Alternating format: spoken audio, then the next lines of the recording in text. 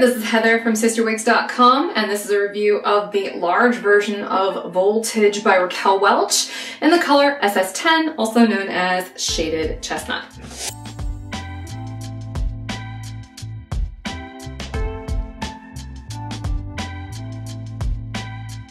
So this is Voltage. She's got some box head going on, so I'm gonna flip her upside down and gently shake her out. She's a shake and go, so that's great.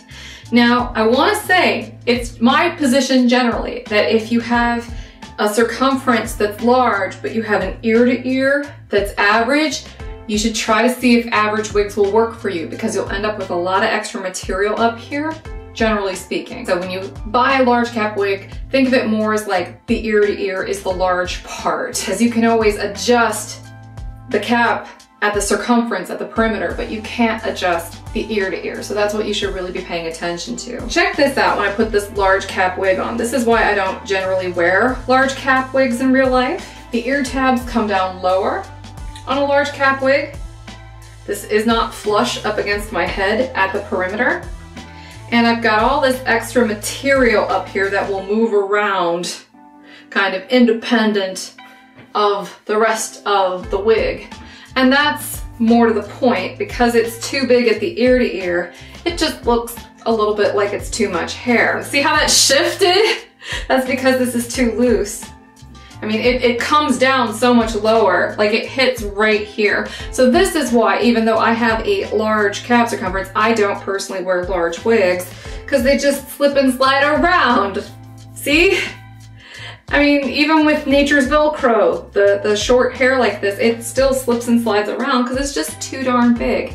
But anyhow, let me show you what this looks like cut-wise on all sides, because it is a really cute cut. It is literally the large version of Voltage, which is a really popular style.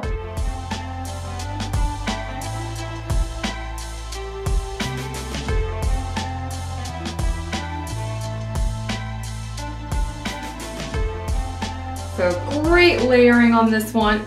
Fantastic bang. If it actually fit properly, like it would hit right around there, which is much better than here, where it currently wants to go. Because I mean, this part, the nape part, the extended part, is supposed to fit right here under where your occipital ridge is.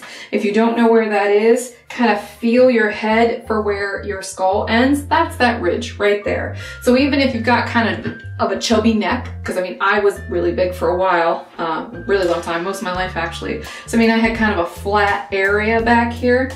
And it's really hard sometimes to find your occipital ridge that way, or if you have a lot of neck hair, sometimes that's tricky. Just kind of feel for it. It's right back here where your skull ends and your neck begins, basically. The nape of the wig is supposed to fit right there. And when I do that with this large cap wig, this is where the front of it sits.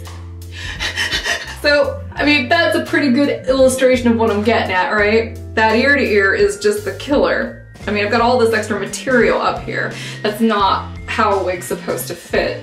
Anyway, let me go ahead and show you the cap, since I've already showed you what it looks like on. Got a big band of fuzzy felt right at the front hairline with an open top, bunch of permatease, particularly right at the crown, open sides and back. And we have an extended nape with a bit of felt right here for the Velcro adjuster.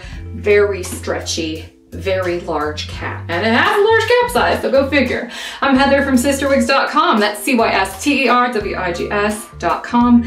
Try my best to bring you wig reviews even for things that don't fit me right. This is the Voltage large, and it is really large. So if you have trouble finding wigs that aren't too tight, this may be the route for you. Just make sure you check those measurements, everybody. And until next time, have a great night. Bye-bye.